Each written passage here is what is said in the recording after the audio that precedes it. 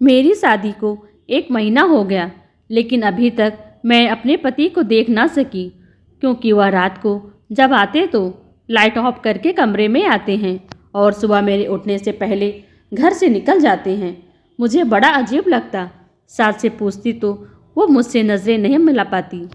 और सच जानने के लिए एक दिन मैंने अपनी जगह नौकरानी को सुला दिया और कमरे में छिप गई। जब लाइट जलाई तो मेरी चीख निकल गई। मेरे साथ इतना बड़ा धोखा। आज मैं दुल्हन बनी बैठी थी अपने रूम में और मुझे आए बहुत वक्त हो गया था, लेकिन अभी तक मेरे पति का कहीं अता पता नहीं था। अचानक से आने वाली नींद के झोंकों ने मेरी बंद आँखों को खोलने पर मजबूर किया था। मैं पिछले कई घंटों से अपने कमरे में बैठी अपने पति का इंतजार कर रही थी। अब तो बैठ बैठ कर मेरी कमर में भी दर्द शुरू हो चुका था। जब यूं ही जमाई लेते हुए घड़ी की तरफ नज़र दौड़ाई तो रात के 2 बज रहे थे। मेरे तो होश उड़ गए थे। आज तो मेरी सुहाग रात थी, मेरी पहली रात, जिस रात पति पत्नी एक दूसरे से कई वादे करते हैं और उम्र भर साथ निभाने की कस्में खाते हैं। मैंने अभी तक अपने पति को नहीं देखा था। कुछ हमारे खानदान में रस्में भी थी। शादी से पहले लड़का और लड़की की फ़ोटो भी नहीं दिखाई जाती थी। बस छोटी बहन से सुना था कि मेरा दूल्हा बड़ा ही प्यारा है। खुद ही दिल में सपने बुनने लगी थी। इस रात का इंतजार तो ना जाने मुझे कब से था। और मुझे जब लाकर इस कमरे में बिठाया गया तो मैं बहुत डरी सहमी सी थी। मगर इतने घंटे बैठने के बाद न सिर्फ मेरी कमर दर्द कर रही थी, बल्कि जमाई ले लेकर मेरे सारे सपने और ख्वाहिश भी खत्म हो चुकी थी। एक बार तो सोचा कि उठकर बाहर जाऊं और जाकर देखूं कि आखिर मेरा पति कहाँ है, मगर फिर बाहर जाना मुनासिब नहीं लगा। जब नींद में बहने लगी तो यूं ही बैठे बैठे बेड के क्राउन से टेक लगाकर सो गई। अब और इंतजार करना मेरे लिए मुश्किल था कि तभी दरवाजे का लॉक खुलने की आवाज़ आई। मैं हड़बड़ाकर आंखें खोलकर देखने लगी, मगर कमरे में तो बहुत अंधेरा फैल चुका था। मैंने सहम कर कहा कि कौन है, मगर पैरों के चप्पल की आवाज़ मुझे सुनाई नहीं दी। मैं सकपकाकर बोली कि सुनिए जी, क्या ये आप हैं? ये कमरे में इतना अंधेरा क्यों कर दिया? क्या लाइट चली गई है? मैंने एक ही सांस में कई सवाल कर डाले थे। तभी गला खखार कर एक मर्दाना आवाज़ गूंजी, मैं हूँ आपका पति। इतना सुनना था कि मेरे दिल की धड़कन तेज हो गई। हालांकि मैं जानती थी उस वक्त मेरे कमरे में मेरा पति ही आ सकता है। ऐसा लगता था जैसे पति की आवाज़ सुनकर मेरी सारी थकान वहीं दम तोड़ गए हों। अब मुझे शर्म आ रही थी, मगर एक बात की हैरानी भी हुई थी कि आखिर पति ने कमरे में आते ही अंधेरा क्यों कर दिया था। मुझे यह बात थोड़ी अजीब लगी। अगर लाइट चली गई थी तो मोमबत्ती या टार्च कमरे में लेते आते। मैं आंखें फाड़ फाड़ के देखने की कोशिश कर रही थी कि जब मुझे एक मर्दाना साया सा अपनी तरफ आते हुए नजर आया। मेरे पति सामने आकर बैठा और कहने लगा कि माफ़ कीजिएगा। बाहर दोस्तों में गपशप लगाते हुए वक्त का पता ही नहीं चला। आप तो जानती हैं कि ऐसे मौक़ों पर दोस्त कहाँ जान छोड़ते हैं। आप काफ़ी थक गई होंगी। मुझे लगता है आपको सोना चाहिए। बाकी बातें हम कल कर लेंगे। मेरा पति तो बात करते हुए भी बहुत अटक रहा था। उसके मुंह से तो हकलाते हुए शब्द भी नहीं निकल रहे थे। इसका हरगिज़ ये मतलब नहीं था कि उन्हें अटक अटक कर बोलने की बीमारी थी। वो तो यूँ बात कर रहे थे जैसे मुझसे शर्मा रहे हों, उन्हें मुझसे शर्म आ रही हो। मर्द होकर उनका मुझसे शर्माते हुए बात करना मुझे बहुत परेशान कर गया। फिर याद आया कि छोटी बहन ने भी बताया था कि दीदी आपके मंगेतर बड़े शर्मीले किस्म के हैं। मैंने पति से कहा कि आपने कमरे में अंधेरा क्यों कर दिया? क्या आप मुझे देखना नहीं चाहते? जाहिर है एक औरत शादी की रात बस अपने पति के लिए ही तो सजती संवरती है, ताकि उसका पति उसे देखे, उसकी तारीफ करे।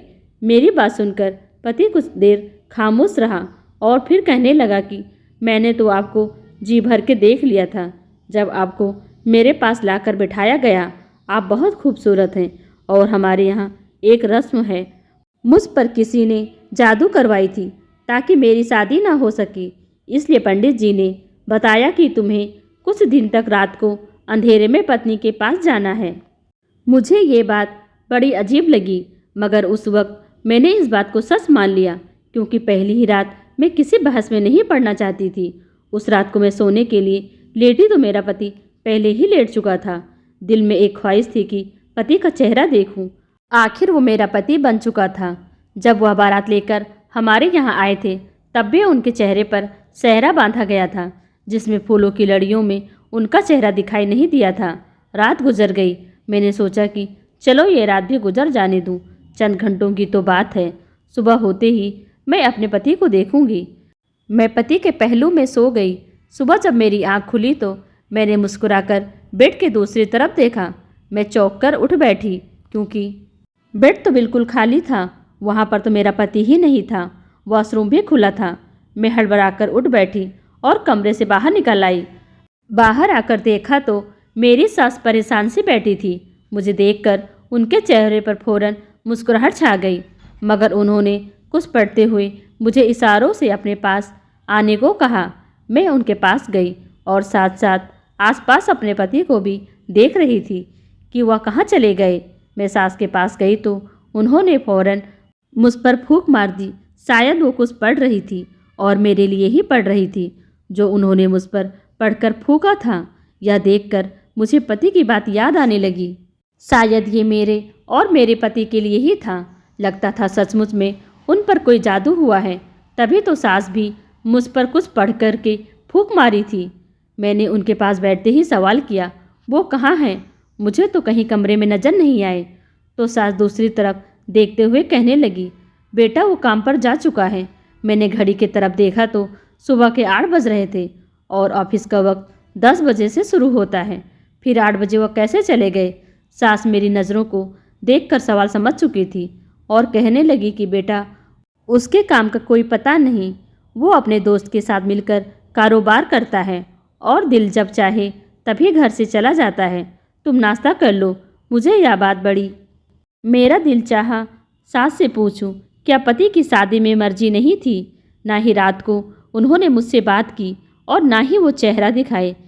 कैसे चले गए भला? कोई अपनी शादी के अगले दिन भी काम पर जाता है। मैं इसी सोच में गुम थी कि सामने वाले कमरे से एक लड़का निकला। मैंने उठकर देखा और जल्दी से अपना दुपट्टा सर पर ले लिया। मेरी सास मुस्कुराकर कहने लगी कि बेटी, ये तुम्हारा देवर है। मैंने सरसरी सी नज़र दौड़ाकर उसको नमस्ते किया तो वो आंखों से ही जवाब देकर वहाँ से बाहर चले गए और सारा दिन भी यूं ही गुजर गया। मैंने नोट किया था कि मेरी सास काफ़ी परेशान दिखाई दे रही है, जबकि वो तो मिजाज की बहुत अच्छी औरत थी। हमारा रिश्ता होने के बाद वह कई बार हमारे घर आई थी। मैंने उनके चेहरे पर कभी उदासी नहीं देखी थी और बहुत खुश मिजाज थी। मुझसे बहुत प्यार से मिलती थी। मैं तो बहुत खुश थी कि चलो सास बहू में खूब जमेगी, मगर अब तो वो मुझसे बाद भी खोए ख्यालों में डूबी हुई करती थी। मैं जब बुलाती तो ख्यालों से निकलकर मेरी तरफ देखने लगती। इस घर में मेरे पति सास के अलावा मेरा एक देवर भी था। हम 4 लोग ही यहाँ पर रहते थे। मैं शाम में अपने पति के आने की राह देख रही थी। बिल्कुल नई नवेली दुल्हन की तरह सज संवर कर बैठी हुई थी, मगर तभी कमरे में दस्तक हुई। मैंने फ़ौरन मुस्कुराकर दरवाज़ा खोला तो सामने मेरा देवर अंकित खड़ा था। वो मुझे यूं खड़ा देखकर हड़बड़ाते हुए नज़रें चुरा लिया। मैंने भी उससे नमस्ते किया और वापस अंदर आ गई। बहुत रात हो चुकी थी। बार बार मेरी नज़रें घड़ी पर जा रही थी। ना जाने मेरा पति कहाँ रह गया था। सास ने ज़बरदस्ती खाना भी खिला दिया। देवर भी वहीं खाना खा रहा था। मुझे महसूस हुआ कि जैसे वो मुझे चोरी चोरी देख रहा है। मैंने जब उसके तरफ देखा तो वो बौखलाकर नज़र ही बदल दिया और फिर आधा खाना छोड़कर घर से चला गया। मेरे दिमाग में बहुत ख्याल आ रहे थे। मैं यूं ही बैठी सोच रही थी कि आखिर वजह क्या थी। मेरा दिल घबराने लगा तो बालकनी में खड़ी होकर रोने लगी। आंखों से आंसू बह रहे थे। शायद मैं उनको पसंद नहीं आई थी। वो मुझसे नफरत करते थे या फिर उनके दिल में कोई और था। मैं अभी यूं ही खड़ी रो रही थी, तभी कमरे में खूब अंधेरा फैल गया। हल्की रोशनी बालकनी के बल्ब की थी, जिसे मैंने यूं ही जलता छोड़ा और फिर कमरे में चली आई। मेरे पति विनायक दूसरी तरफ मुंह किए बैठे हुए थे। मैं आज हर बात क्लियर करना चाहती थी, इसलिए बिना कुछ कहे पति के पास जाकर बैठ गई। मेरा कंधा पति के कंधे के साथ लग गया तो वह फौरन मुझसे इतना दूर हुए कि उनका कंधा दोबारा मेरे कंधे के साथ ना लग सके। मैं पति से हर बात क्लियर करना चाहती थी कि आखिर वो मेरे साथ ऐसा क्यों कर रहे हैं। मैंने एक बार फिर पति की तरफ देखा और डरते डरते पति का हाथ थाम लिया। मेरी हाथ महसूस करते ही फौरन विनायक ने अपना हाथ छुड़वाया और उठ खड़े हुए। दूसरी तरफ मुंह मोड़ के कहने लगे कि जो भी बात करनी है जल्दी करें, मैं अभी बहुत थका हुआ हूँ, मुझे नींद आ रही है। पति की बातें मेरे आंखों में आंसू ले आया था। मैं बोली कि क्या आप किसी और को पसंद करते हैं? अगर ऐसी बात थी तो मुझसे आपने शादी क्यों की? पति फौरन गला खंगार कर बोले कि मैं किसी और को पसंद नहीं करता, बस मेरी एक मजबूरी है। ना ही मैं आपको अपना चेहरा दिखा सकता हूँ और ना ही मेरे पास वक्त है जो आपके पास बैठकर मोहब्बत भरे बातें करूँ। मुझे भी गुस्सा आ रहा था। आखिर ये कौन सी मजबूरी थी कि मेरा पति मुझसे दूर भाग रहा है और मैं उसके पास आने की कोशिश करती रहूं। उस दिन के बाद कई दिन यूं ही गुजर गए और सारी रात में यूं गहरी नींद सोती कि मेरी आंख फिर सुबह ही जाकर खुला करती थी। सारा दिन पति घर से बाहर रहता और दूसरी तरफ मुझे न जाने क्यों यह महसूस होने लगा कि जैसे मैं किसी की नज़रों में हूँ। लेकिन जब मैं इधर उधर देखती तो कोई नज़र नहीं आता था। एक बार मैं शाम की चाय बनाकर अपनी सास के कमरे में जाने लगी तो उनकी आवाज़ सुनकर वहीं रुक गई। वो शायद किसी से फ़ोन पर बात कर रही थी। बार बार वो एक ही शब्द दोहरा रही थी। पता नहीं कौन था, लेकिन मेरी सास उसकी विनती कर रही थी। ना जाने मेरी सास को कौन ब्लैकमेल कर रहा था। मैंने जब उनके कमरे का दरवाज़ा खटखटाया और कमरे में दाखिल हुई तो वो फ़ोन बंद करके अपने आंसू पोंछने लगी। मैंने उनके रोने की वजह पूछी तो वो कहने लगी कि उनका भाई है, उनसे नाराज़ है, कई साल हो गए हैं, उनसे सीधे मुंह बात ही नहीं कर रहा, ना ही कभी उनसे मिलने आता है। वो उनकी फ़ोन पर रो रो के विनती करती हैं। मेरा दिल अपनी सास की बात सुनकर उदास हुआ था, मगर उसके बाद जो सच्चाई मेरे सामने आई मैं दंग रह गई थी। चंद दिन बाद ही सास की बहन उनसे मिलने आ गई। मुझसे भी बड़े प्यार से मिली, खाना भी हमारे साथ खाया। मैंने ये महसूस किया था कि सास और देवर दोनों को खाना खाना नागवार सा लग रहा था। मेरा देवर तो खाना खाते ही अपने कमरे में चला गया और जब देवर के ये तेवर मौसी ने देखा तो वो मेरी सास से कहने लगी, तुमने अंकित का रिश्ता बचपन से ही मेरी बेटी से तय किया था। अब तुम मुझे बताओ कि कब तक मेरी बेटी को बहू बनाकर लाओगी। मेरी सास अपनी बहन को टाल मटोल कर रही थी। मुझे महसूस हुआ कि जैसे वो अंकित की शादी अपनी बहन की बेटी से करना ही नहीं चाहती। अगले दिन मेरी सास अभी सो ही रही थी। मैं और मौसी जाग गई। मैं किचन में अपने लिए नाश्ता बना रही थी। तभी मौसी भी वहाँ आ गई। मुझसे कहने लगी कि मैं उनके लिए भी नाश्ता बना दूँ। मैंने उनके लिए भी नाश्ता बनाया और हम एक साथ नाश्ता करने लगे। मौसी मुझसे कहने लगी, विनायक नज़र नहीं आ रहा, क्या अब तक सोया पड़ा है? कल से मैं आई हूँ, उस लड़के को मिलने की भी इच्छा नहीं हुई। मैंने कहा वो सुबह सवेरे ही काम पर चले जाते हैं। कहने लगी, चलो सुबह चला जाता है तो रात को वापस कब आता है? मैंने कहा वो बहुत देर से आते हैं। मेरी बात पर मौसी खामोश हो गई थी, फिर अपनी चाय पीने लगी। मुझे एकदम से अपने सास के भाई का ख्याल आया तो मैंने भी जिक्र कर दिया। मैंने कहा, आपके भाई साहब किस बात पर ज़्यादा नाराज़ हैं कि रोज़ मेरी सास उनसे विनती करती है, लेकिन वो हैं अपनी बहन पर जरा भी तरस नहीं खाते। मेरी बात सुनकर मौसी हैरत में पड़ गई। कहीं कौन सा भाई? हमारा तो कोई भाई है ही नहीं, हम तो बस 2 बहनें ही हैं।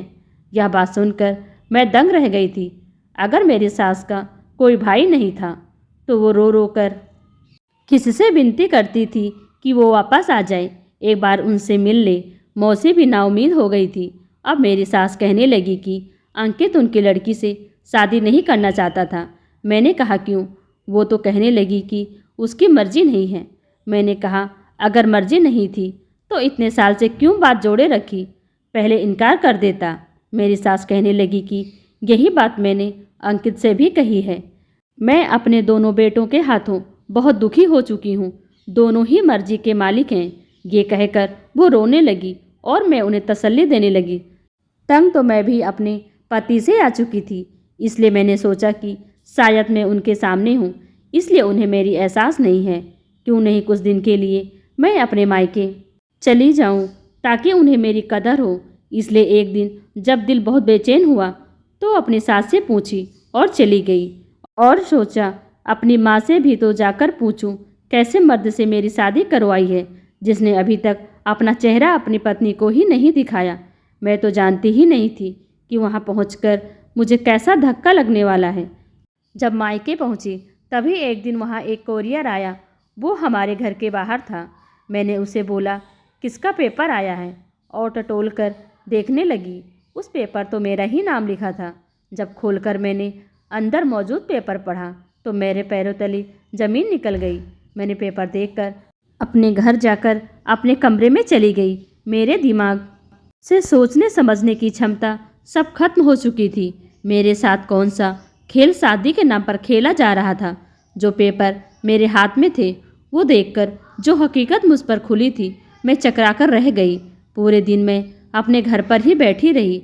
मैंने अपनी छोटी बहन से कहा वो मुझे मेरे पति की फ़ोटो दिखाए, जो कि शायद उसने शादी के मौके पर खींची थी, क्योंकि मैंने तो अब तक अपना पति देखा नहीं था। मेरी बहन ने मुझे एक फ़ोटो दिखाई जो खाना खाते वक्त ली गई थी। वो बहुत अच्छा और नौजवान लड़का था। मैं कोई भी बात अपने मायके में नहीं बताना चाहती थी। मैं कुछ दिन बाद ही वापस ससुराल चली गई। मुझे सच्चाई को सामने लाना था। रात को फिर से वो इंसान मेरे कमरे में आया था जो पिछले 1 महीने से मेरा पति बनकर मेरे कमरे में आता था और सुबह होते ही चला जाता था। यह कौन था जो मेरे जज्बात के साथ खेल रहा था? आज मैं खुद ये चाहती थी कि वो मेरे कमरे से बाहर निकल जाए, क्योंकि अब मैं जान चुकी थी कि वह मेरा पति नहीं है। फिर भी मैंने सच जानने के लिए उसे ये पूछा, मैं मायके गई थी तो आपने मुझे कितना याद किया?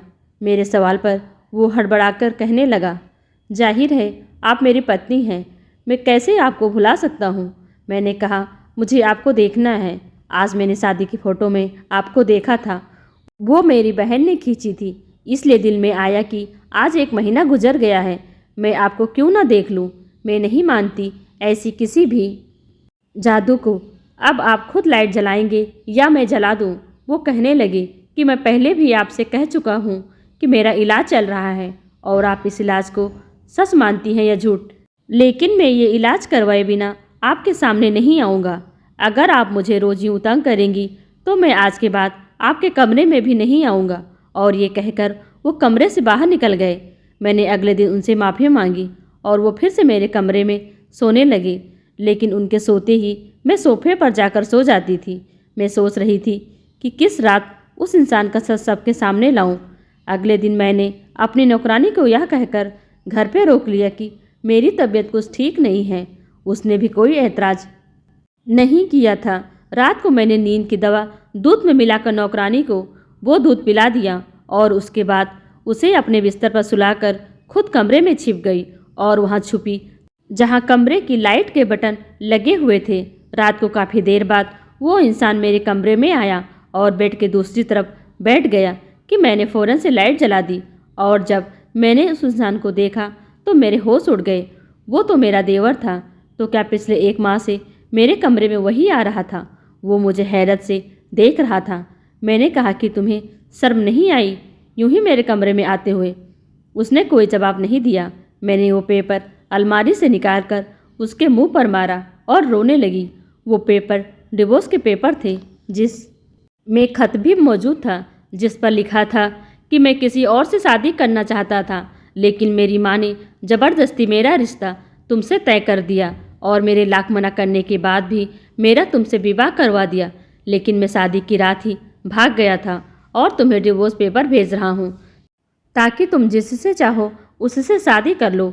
उस वक्त मैं चकराकर रह गई थी कि जब मेरा पति शादी की पहली रात ही भाग गया था तो मेरे कमरे में कौन आता है, और मेरा देवर मुझे धोखा दे रहा था। मैंने उसका कॉलर पकड़कर उसे झकझोर के रख दिया कि उसने मेरे साथ ऐसा क्यों किया। वो कहने लगा, मैंने आज तक आपके साथ ऐसा कुछ नहीं किया कि आपको या मुझे शर्मिंदगी उठानी पड़े। मैंने जो कुछ भी किया अपनी माँ के कहने पर किया है, क्योंकि विनायक भाई शादी की रात ही भाग गए थे। मेरी माँ डर गई थी कि अगर यह बात फैल गई तो क्या होगा, इसलिए मुझे कमरे में जाने का कहती हैं ताकि आपको इस बात का शक न हो जाए और बात बंद मुट्ठी में ही रह जाए। लेकिन मैंने आपके साथ कुछ गलत नहीं किया। मैंने कहा, मैं यहाँ सिर्फ सच जानने आई थी। तुम्हारा भाई मुझे डिवोर्स दे चुका है, इसलिए मेरा इस घर से कोई रिश्ता नहीं। मैं अगली सुबह अपने मायके चली गई और सारी बात अपने घर वालों को बता दी। मगर कुछ माह बाद मेरी सास हमारे घर आई। उन्होंने मेरे घर वालों से माफ़ी मांगी और मेरा रिश्ता अंकित के लिए मांगने लगी। कहने लगी, अगर अब अपनी बेटी की शादी की तो आपको अच्छा रिश्ता नहीं मिलेगा। गलती मेरी बेटे की और मेरी है, और सज़ा आपकी बेटी को क्यों काटनी पड़े। मैंने विनायक से बहुत विनती की कि वो वापस आ जाए, लेकिन वो नहीं आया और इसके लिए मैं बहुत शर्मिंदा हूँ। लेकिन मैं अपनी गलती को सुधारना चाह रही हूँ। मेरे मम्मी पापा ने मेरा विवाह अंकित से करवा दिया।